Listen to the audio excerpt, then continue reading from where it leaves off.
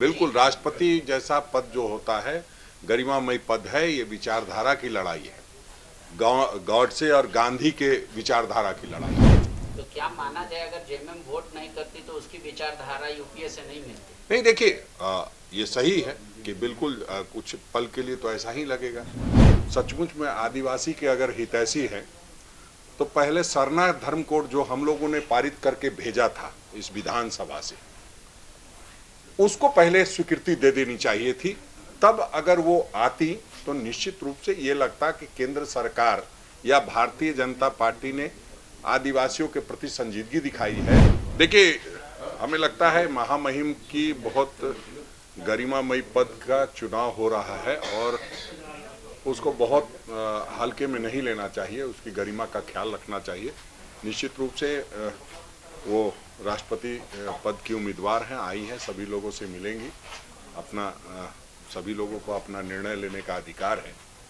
लेकिन हमारा ये मानना है जो लोग आज आदिवासी बोल करके इस गरिमामय पद का कहीं ना कहीं से राजनीति जातिवाद में या कहीं संप्रदाय के दृष्टिकोण से देख रहे हैं, उनको पहले अगर कोई सचमुच में आदिवासी के अगर हितैषी हैं तो पहले सरना धर्म कोड जो हम लोगों ने पारित करके भेजा था इस विधानसभा से, उसको पहले स्वीकृति दे देनी चाहिए थी।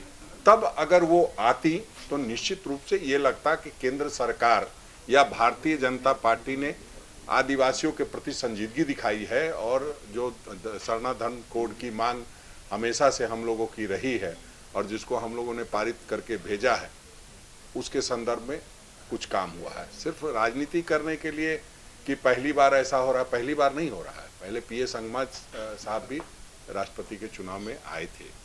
तो हमें लगता है कि इन सब चीज़ों से ऊपर उठ करके जो आदिवासी के मूल मुद्दे हैं और जिस सरना कोड के लिए लगातार लोग पूरे आंदोलन से लेकर के और अब विधानसभा से पारित किया है, उस पर पहले बात होनी चाहिए। बाद में इन सारी चीज़ों पर तो ये तो विधायक वोट करते हैं, लेकिन जनता जो वोट करती है उसका भी ख्याल रखना चाहिए। राहुल जी बार बार बोल रहे हैं ये विचारधारा की लड़ाई है, मतलब उम्मीदवार महत्वपूर्ण नहीं रहता। बिल्कुल बिल्कुल, राष्ट्रपति जैसा पद जो होता है गरिमामय पद है। ये विचारधारा की लड़ाई है, गॉडसे और गांधी के विचारधारा की लड़ाई है।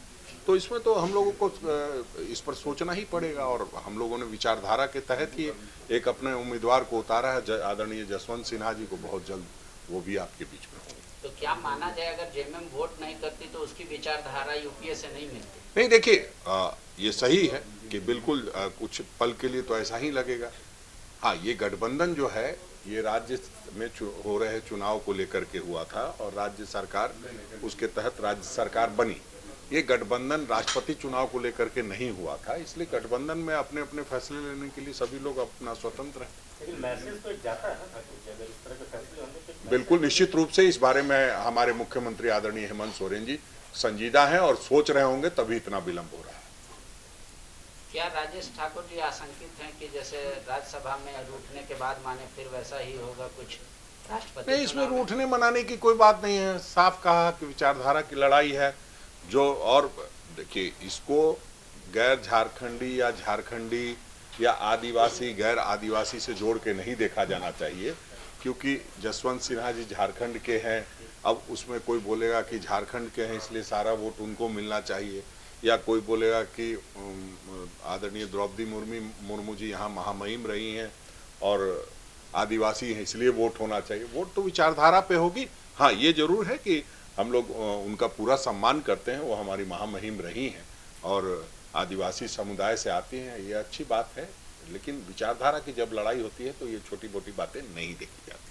नई विधायक ने शपथ लिया, क्या संगठन में भी आप जगह देंगे उनको कुछ महत्वपूर्ण जिम्मेदारी? देखिए, अभी तो उन्होंने जस्ट आज ही शपथ लिया है और अभी पहली बार चुनाव जीत के आई हैं। निश्चित रूप से जब उनकी कार्यशैली को पूरी तरह से देखा समझा जाएगा तो ये देखा जाएगा कि संगठन में काम करना चाहती है और कहीं उनकी ज़रूरत है। बहुत सारी चीज़ें हमारे यहाँ संगठन में भी हैं, संगठन के विंग्स भी हैं, उन सभी जगहों पर भी बहुत लोगों की ज़रूरत रहती है।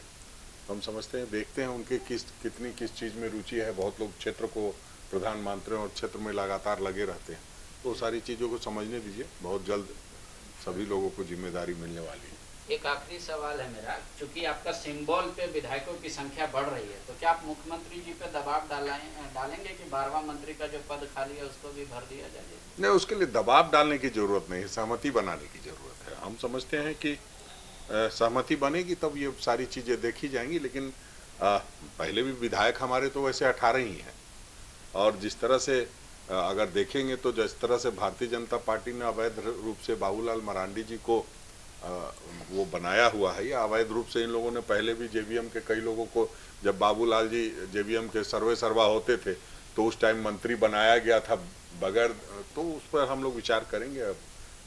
ये तो माननीय मुख्यमंत्री जी का विशेषाधिकार है, मंत्रिमंडल में विस्तार चाहते हैं। बायोम डॉक्टर बनने का है सपना, मगर सही गाइडेंस की है कमी, तो आए बायोम। रांची में सिर्फ मेडिकल की तैयारी के लिए एक बेहतरीन संस्थान, नीट और एम्स की तैयारी के लिए सन 2001 से मेडिकल प्रिपरेशन के लिए सबका भरोसेमंद संस्थान बायोम, इनू एवं नगरा टोली, Ranchi. thefollowup.in. Like, share, and subscribe. www.thefollowup.in